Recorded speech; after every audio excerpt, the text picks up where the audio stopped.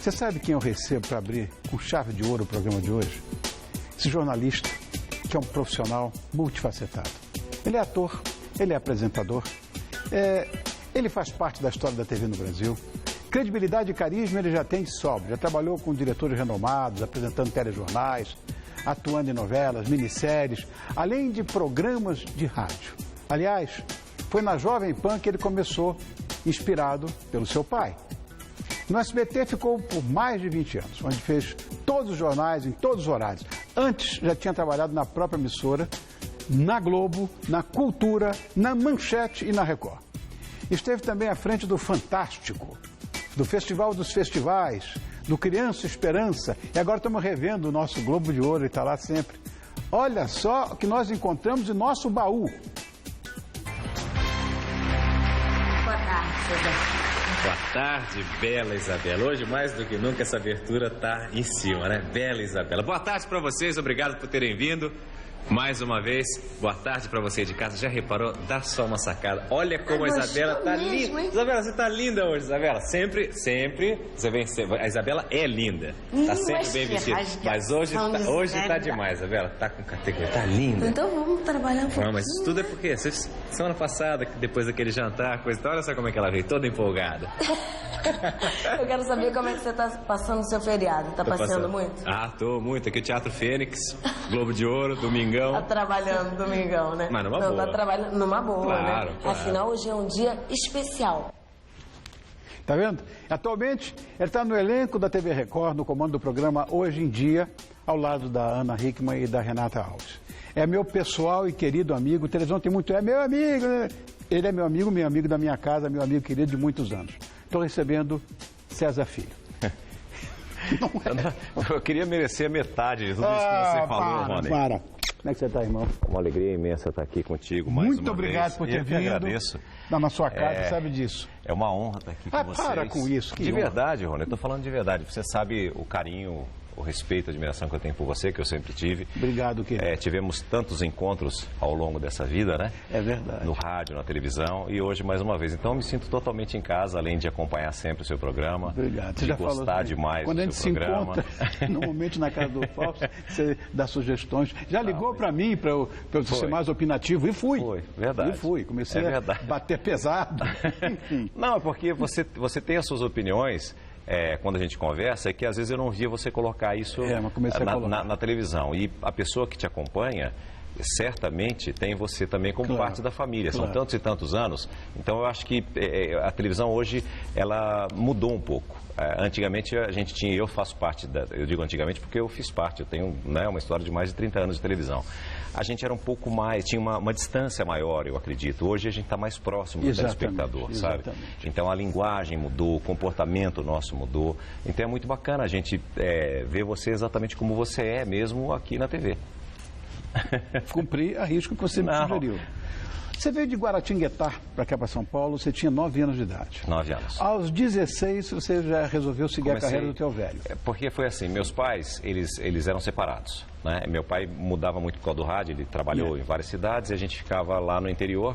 E aí minha mãe decidiu que ela precisava mudar de vida até para ter uma perspectiva melhor para os 3 filhos. E ela veio para cá sozinha, foi uma batalhadora, uma guerreira. E eu conto isso, mostro para meus filhos o local onde a gente morou na Rua dos Protestantes, ali no centrão, quase esquina com a Rua Aurora. Era o único local que minha mãe podia pagar um aluguel num kitnet pequenininho. E aí a gente começou.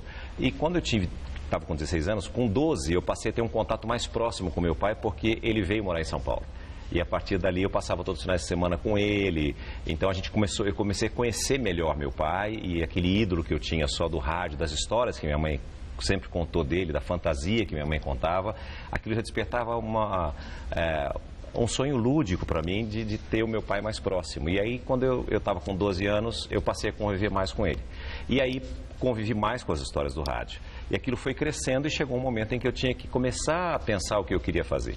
E ele chegou a me inscrever para prestar um concurso na Agulhas Negras. Ele queria que eu fosse ser piloto de caça lá, piloto de avião. E ele então pagou. Não era na Agulhas Negras. Agulhas Negras era do Exército, não. Eu devia ser na Escola de Aeronáutica no Rio, que foi a que eu fiz. Agulhas Negras seria oficial do Exército. É? Mas não, era piloto de avião. Ah, então era em Barbacena, inicialmente Barbacena, exatamente, Barbacena. Ele queria que eu ficasse, ele falou, lá vai ser o local e tal, não sei o quê. E aquilo lá me deixou muito dividido. Aquilo começou a apertar e aí eu gostava muito de esporte, muito de futebol. E aí eu decidi que eu queria seguir a carreira de radialista, mas ligado ao esporte, ligado ao futebol, para eu ter... Como eu ainda era inocente com relação a tudo isso, eu achava que eu tinha que trabalhar dentro de algo que eu conhecesse mais profundamente, eu achava que eu entendia muito de futebol, e aí estaria no rádio também. E aí eu fui, na verdade, eu fiz primeiro um estágio na TV Record com o Silvio Luiz.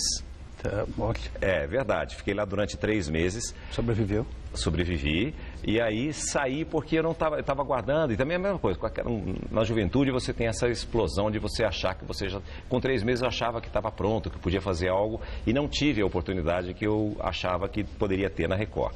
E aí, depois de 3 meses de saber como é que funcionavam todas as estruturas e tudo, eu achei que eu tinha condições de fazer alguma coisa. Como eu frequentava muito o Flávio Prado, que está aqui na Gazeta, foi o cara que me ajudou demais na vida, porque muitas vezes eu não tinha dinheiro sequer para pagar o ônibus para ir para lá, porque eu não era remunerado. E a gente saía para almoçar, o Flávio muitas vezes pagava o meu almoço. Ele falava, você vai almoçar comigo, e a gente vai, aí saímos, por exemplo, 2 repórteres e eles rachavam a conta em 2. Eu sempre falo isso, ele fica bravo que eu conto essa história, mas eu faço questão de contar isso sempre. O mundo é redondo. Olha quem está dirigindo a gente hoje aí, ó. Tá vendo? Pois é. Você não sabe o filme que passa na minha cabeça. Pois é. TV Mulher, né? Porque eu tenho uma gratidão por esse homem aí que você não tem ideia do tamanho. Eu também. E acho que ele não tem também. Isso é sonho realizado, estar com esse cara aqui com a gente. Eu não posso olhar muito para ele, porque senão vou me emocionar demais. Mas aqui. Olha... E aí eu fui para a Jovem Pan e o Cândido Garcia deu um teste para eu fazer. O meu teste foi aprovado, ele nem me avisou e colocou no ar. E a partir dali começou. Aí depois a própria Record me chamou de volta, o Elian Saldo me chamou. Cadê aquele garoto que ficava aqui no esporte e tal, não sei o quê. E ele resolveu, foi dele a iniciativa de me colocar na bancada de um telejornal. E aí eu gravei durante uma semana depois eu já estreei, um moleque, um garoto, fazendo telejornal, mas ele falou, é bom que você vai ficar muito tempo, mas você tem voz, você já tem uma voz bacana. É verdade. E você tem um rosto de jornalista e tal. Pô, jornalista nada, né? Não, mas aí... ai. Aí fui para lá, fui para Bandeirantes, aí eu fiquei desempregado, o jornal que eu estava saiu do ar, acabou na Bandeirantes. E eu fui cobrir férias na TV Cultura. Era para ficar um mês, que foi dezembro, depois me colocaram, acharam que eu fui bem, e aí em dezembro eu fiz na hora do almoço, janeiro e fevereiro eu fiquei fazendo os jornais da noite.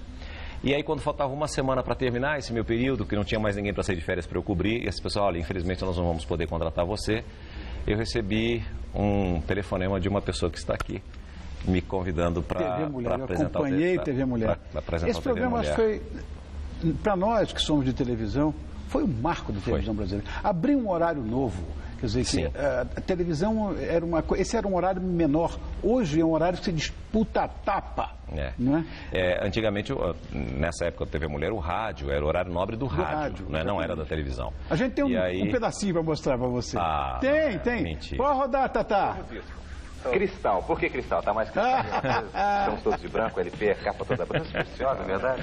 Eu vim de branco por sua causa também. Mas você sabe que eu achava que as minhas superstições tinham acabado, assim, tinham diminuído. Quando nós conversamos naquele outro show, estava dizendo o seguinte, você não tinha muito tempo também, porque você acaba de lançar um disco, já está escolhendo músicas do próximo LP. Tem muita música e tal. Isso continua funcionando dessa forma? Continua, porque esse disco eu comecei a escolher repertório em março, né? E provavelmente é o que acontecerá com o próximo disco. Minha querida Simone, olha isso também foi uma ideia do genial Newton Travesso. Ele criou um quadro depois, isso aí já foi na segunda fase da TV Mulher, ele criou um quadro chamado Divirta-se. Ele falou, você vai fazer... Aí ele me tirou do rádio. Ele me pagou o que eu ganhava. Quanto é que você ganha no rádio? Tanto pagou tanto para eu ficar apresentando o programa, gravando matérias, viajando. E foi uma descoberta de um outro universo para mim, extraordinário. Então, por essas e por outras... Vamos seguir para a Globo, que a gente fica com os olhos cheios d'água, com os olhos para ele.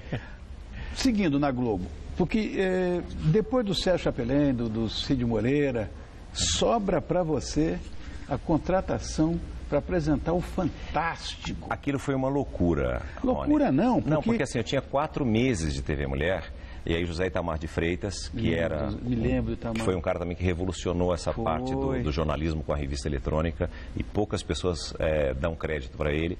Ele me convidou para fazer um domingo. E aí, evidentemente, eu pedi autorização para o Newton. Agora eu vou contar uma historinha que acho que nem ele se lembra.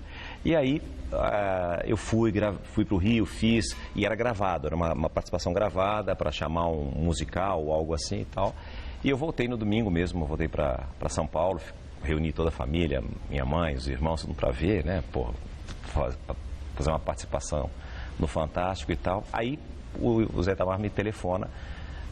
Naquela época não tinha celular, gente, era telefone fixo mesmo. Aí ele ligou e falou assim, olha, nós tivemos um problema, nós não vamos poder exibir o musical que a gente exibir, mas a semana que vem você volta e tal. Só que naquele domingo, o Newton viajou para a Alemanha e ele foi embora. Ele foi, era momento de férias dele, ele saiu e tal, foi viajar. E o Zé Itamar me chamou, eu falei, bom, o Newton me autorizou a gravar esse daqui que não foi pro ar, acho que não tem problema, eu ia na semana seguinte gravar de novo. Gravei, foi pro ar, e aí o Zé Itamar falou assim, gostamos, foi ótimo, quero você na semana que vem. E eu continuei indo com o Newton de férias. O seu Newton voltou ao Brasil no domingo. E eu não tinha contato com o Newton, ia encontrar com ele na segunda-feira só, na TV Mulher de manhã. E no domingo à noite ele assistiu o Fantástico e acho que tomou um susto. Falou, pô, o César está no Fantástico agora à noite. E aí na segunda-feira, quando eu cheguei para apresentar o programa, ele falou assim, eu te vi ontem no Fantástico. Aí eu falei, então, Newton, você estava fora e tal, então eu achei que não tinha problema, porque não tinha para quem pedir autorização para fazer e tal. Eu falei, não, inclusive se você tiver que decidir entre o Fantástico e a Mulher, acho que você tem que ficar com o Fantástico. Ficou enciumado, não queria... não queria. Que barato. Olha, você acredita? Aí depois, lógico, ele ficou mais tranquilo, mais calmo. Dá uma olhada. É triste nesse fim de semana. O cantor Cazuza deixou o conjunto Barão Vermelho. Foi uma separação amigável. Cazuza vai cantar sozinho. E o Barão Vermelho continua, com outro líder. Você sempre volta com as mesmas notícias. Eu queria ter uma bomba, um tweet paralisante qualquer. Você sabe que isso é muito marcante para mim, pela história do Cazuza e tudo, mas depois, assistindo um especial da vida dele, os integrantes, porque isso foi guardado a 7 chaves, eu tive que gravar secretamente, poucas pessoas, aquela coisa bem para entrar no ar de surpresa mesmo. Então era uma bomba mesmo. Eu queria ter uma bomba e era uma bomba, ninguém sabia. E alguns integrantes do Barão Vermelho disseram que ficaram sabendo pelo Fantástico. Eles não sabiam que o Cazuza ia sair do Barão Vermelho na época. Então você vê a importância que tinha tudo isso, quer dizer, ele já tinha gravado inclusive um clipe para o Fantástico, quer dizer, foi uma notícia totalmente exclusiva, eles já não estavam bem. E depois eu tive muitas entrevistas com o Cazuza. Eu posso contar um detalhe? Na música, a codinome Beija-Flor que ele tem, né? Que só eu que podia, dentro da torelha fria, dizer segredos de liquidificador. E aquilo, ele sempre foi um poeta, sempre foi um cara maravilhoso. E um dia eu falei para ele, eu cheguei e falei assim, me conta uma história.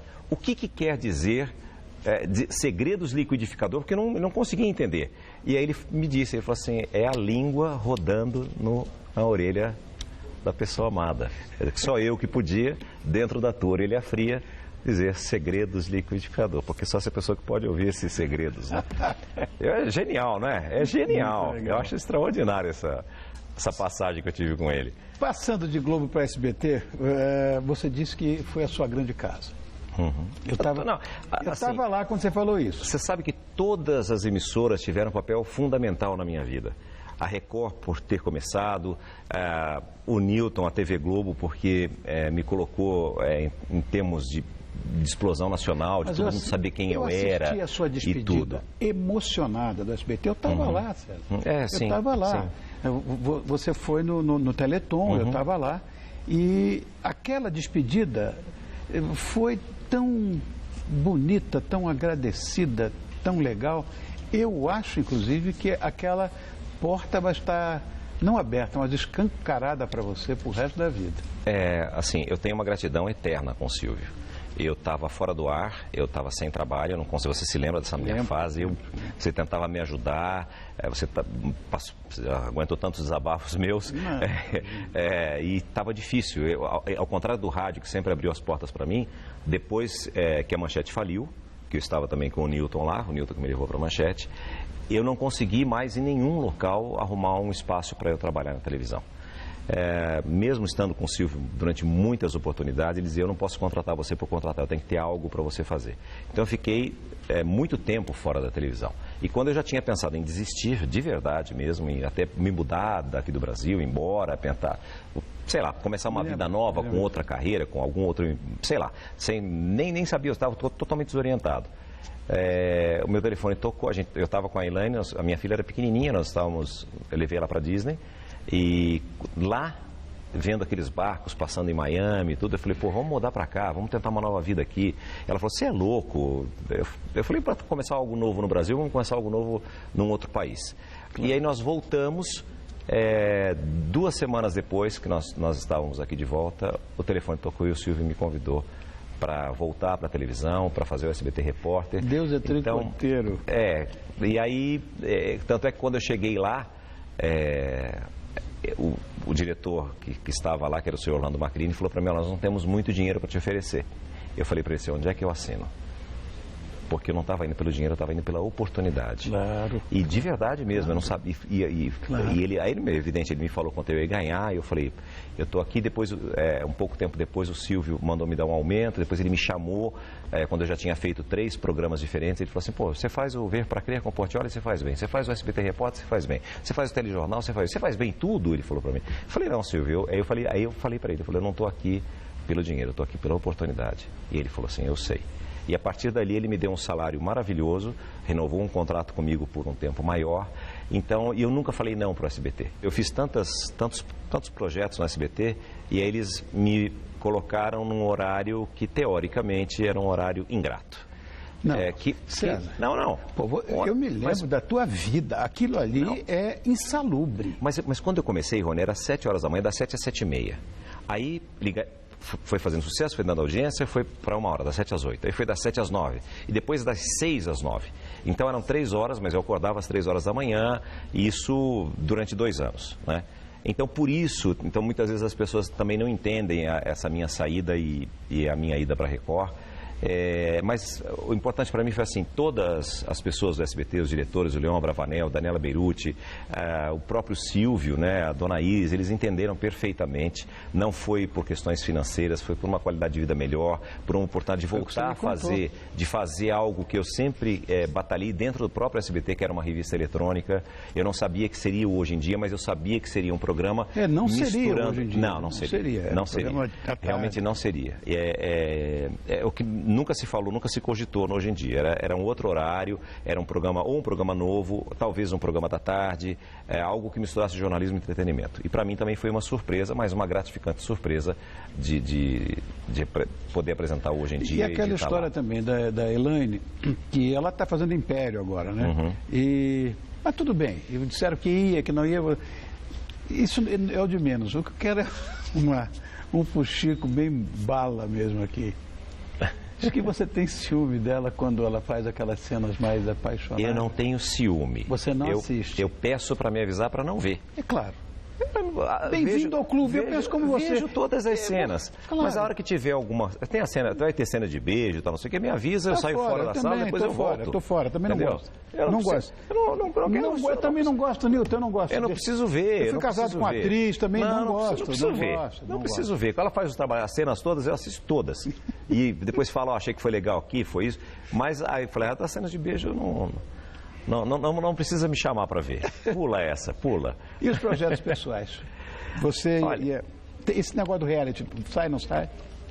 Olha, eu espero que saia. Não, o projeto existe, o Power Couple, é e foi muito curioso, assim, porque quando eu tive uma primeira conversa com o Douglas Savolaro, e depois eu fui conversar com o Paulinho Franco. Quando eu fui chegar com o Paulinho, eu achei que ele chegou e falou assim, olha, nós não queremos você, nós queremos a sua esposa. Eu olhei e falei, pô, minha esposa. Aí ele me explicou que tinha a história do reality show, que é um confinamento de casais. No mundo todo não é uma dupla ou um casal que apresenta, é um homem ou uma mulher. Mas como tem essa história, eles já tinham o objetivo de me levar para lá para fazer um programa diário, porque não, aí eles têm um casamento estável, são felizes, têm uma imagem bacana, vamos colocar o casal de verdade para apresentar um reality de casais. Então a ideia foi do Paulo Franco realmente para fazer isso, e aí chegaram a conversar com ela na época, mas ela ainda sob contrato achou melhor terminar o contrato para depois voltar a conversar. Eu espero que saia, vai ser uma alegria poder trabalhar com ela ao meu lado, ainda mais como apresentadora, né? Melhor não ter cena Ele é de beijo, né? Se tiver alguma cena de beijo, que tenha comigo no programa. Brincadeira, Ronel, mas eu incentivo o trabalho dela, eu entendo, eu já estive ali também, eu sei como é. E não é isso que faz. Sem dúvida, né? sem dúvida. Mas eu também não gostaria disso. Eu não vendo, tá ótimo. César, irmão, muito obrigado por ter vindo. Olha, muito sucesso para você na Record, a quem eu agradeço, inclusive. É o Celcinho Teixeira que a gente agradece? É, né? É ele? Ele que te liberou? Irmão, obrigado mais uma vez por liberar o seu astro para que estivesse conosco aqui. Eu quero só deixar, então, antes de ir embora, Rony, um agradecimento muito especial a você. Pô, imagina. Ao Zé Armando Vanucci. Tá ali, o Zé tá ali. A Kátia Fonseca, aqui da Gazeta. Vocês tiveram um enorme carinho comigo, com Hoje em Dia. Eu não tenho como agradecer vocês, porque vocês são pessoas do bem, vocês são pessoas que enxergam a verdade e que sempre E foi a verdade que foi veiculada. Eu sei disso, mas você sabe que tem muita gente maldosa no mundo, mas a gente tem as pessoas do bem, e quando a gente tem as pessoas do bem, a gente precisa falar dessas pessoas. Então, muito Amigo obrigado. Não vale. E a toda... Não, eu tenho certeza, você ia separar a nossa amizade de uma crítica construtiva, eu tenho certeza absoluta disso. Você falou de coração, sabendo o que estava realmente acontecendo. Mas eu falaria para você, não no ar. Como você faz comigo, não é? Obrigado. Obrigado, querido. Muito obrigado. Crianças, obrigado por ter vindo. Eu que agradeço. Sucesso sempre. Para.